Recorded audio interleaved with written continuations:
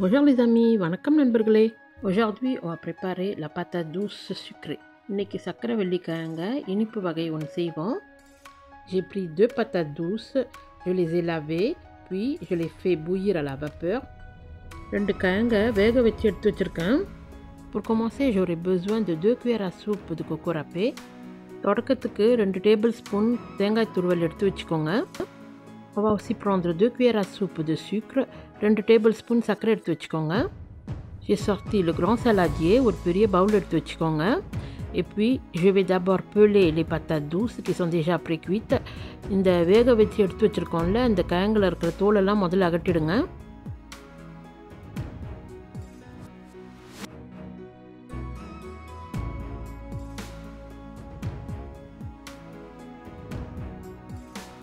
Je sors le presse-purée, puis je vais écraser les patates. C'est un peu dur pour écraser les patates, mais c'est pas grave, il faut l'écraser ainsi. ரொம்ப நேரம் வேக வச்சு குழைச்சிடாதீங்க. இந்த அளவுக்கு வெந்திருந்தால் போதுமானது. நசுக்க கொஞ்சம் கஷ்டமாக இருந்தால் கூட உங்களுக்கு 1-2 துண்டு இருந்துச்சுன்னா நறுக்குன்னு இருக்கும் தவிர குழைஞ்சி போகாது. Après cette étape, je vais mettre du sucre dedans. Pour ça, la patate elle doit être bien froide. Si vous écrasez la patate encore chaude et que vous mettez le sucre par-dessus, le sucre va fondre. Du coup, pour faire les boulettes, ce ne sera pas évident. Donc, il faut attendre que les patates soient bien refroidies. Après, vous pourrez travailler et c'est mieux ainsi. இதுக்கப்புறம் இதில் சர்க்கரை போடணும். சுட சுட இருக்கிற கிழங்குல சர்க்கரை போட்டிங்கன்னா அது உருகிடும். சர்க்கரை உருகி குழன்னு ஆக்கி விட்டுடும். அதனால் நல்ல கிழங்கு ஆறுனதுக்கப்புறம் நீங்கள் சர்க்கரை போடணும்.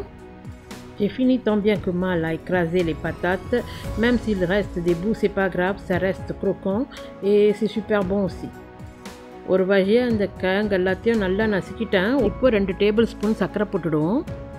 Je mets à présent 2 cuillères à soupe de sucre, mais si vous voulez, vous pourrez réduire à 1 cuillère à soupe ou bien ne pas mettre du tout parce que la patate douce, elle est quand même un peu sucrée. நீங்கள் சர்க்கரையை குறைச்சி கூட போடலாம். நான் 2 கரண்டி போட்டதுக்கு நீங்கள் 1 கரண்டி போடலாம். இல்லைனா சர்க்கரையே போடாமல் கூட சாப்பிட்லாம். சாதாரணமாக சர்க்கரை வெள்ளிக்கிழங்குன்றதே சர்க்கரை இருக்கும், அதில் இனிப்பு இருக்குது. அதனால் நீங்கள் போடாமலே கூட அப்படியே சாப்பிட்லாம், அவங்கவுங்க விருப்பம். Je le mélange, puis je vais mettre le coco. Ici, j'ai mis du coco râpé, mais si vous avez du coco frais, vous pourrez le râper et le mettre aussi. Au pays, en Inde, le coco râpé en sachet tel qu'ils vendent ici n'existait pas. Enfin, quand j'étais petite, ça n'existait pas. Aujourd'hui, je ne sais pas si ça existe. Du coup, nous, on râpait le coco frais et puis on mettait. C'était d'ailleurs assez long à râper, mais c'était super bon à manger. இங்கே திருகுன தேங்காவே நல்லா காய வச்சுருப்பாங்க. அதுதான் நான் போடுறேன். பாருங்கள், அப்படி கொஞ்சம் பொடி பொடியாக இருக்கும். அது தேங்காய் மணம் கொடுக்கும். தேங்காய் தான் அது, ஆனால் திருகி காய வச்சு வச்சுருப்பாங்க. உங்கள்கிட்ட ஃப்ரெஷ்ஷான தேங்காய் இருந்தாலும் நீங்கள் திருகி போடலாம். இது சுலபமாக செய்கிறதுக்காக இதை போடுறது. 2 கரண்டி போட்டிருக்கேன். சக்கரை போடலன்னா பரவாயில்ல, தேங்காய் போடுங்க. Je mélange l'ensemble. எல்லாத்தையும் நல்லா கலந்துடுங்க. Si vous voulez confectionner des boules de taille similaire, alors prenez une cuillère à glace, ramassez une portion de patate, puis déposez-la dans l'assiette. உங்களுக்கு ஒரே சைஸில் உருண்டை வேணும்னா நீங்கள் ஐஸ் எடுக்கிறோம்ல, அந்த கரண்டி எடுத்துக்கோங்க. இல்லைனா ஒரு குழி கரண்டி எடுத்துக்கோங்க. அதில் நிரப்பி அடிக்கிடுங்க. அதுக்கப்புறம் உருண்டை பிடிச்சிங்கன்னா ஒரே மாதிரி இருக்கும்.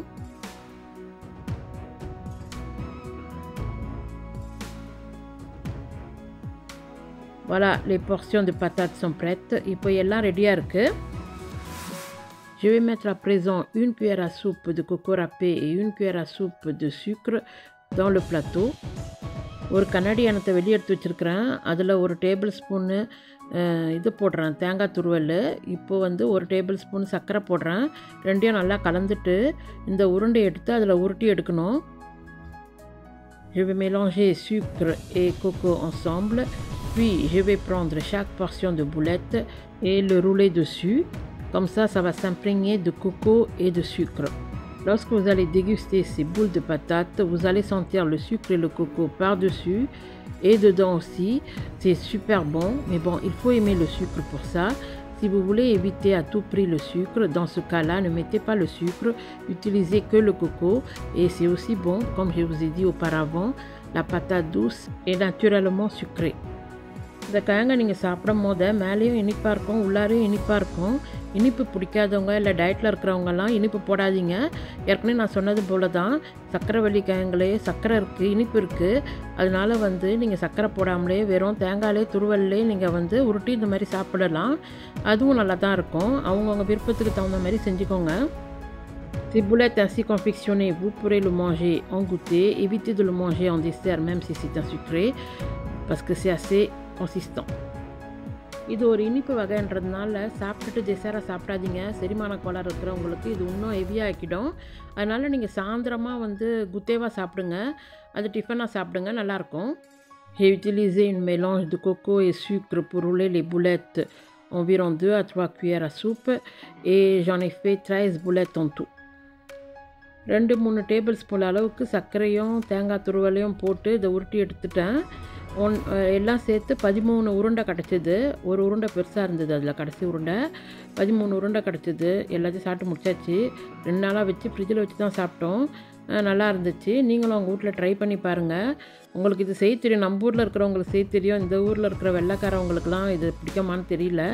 ஆனால் நம்மளுக்கு தெரிஞ்சதை சொல்லி கொடுப்போன்னு சொல்கிறேன். செஞ்சு சாப்பிட்டு பாருங்களேன்.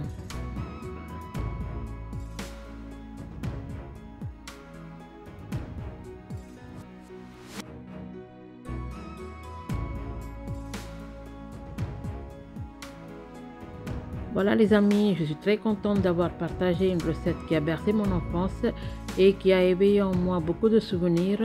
Je vous remercie d'avoir vu jusqu'à la fin et je vous dis à bientôt pour une prochaine vidéo.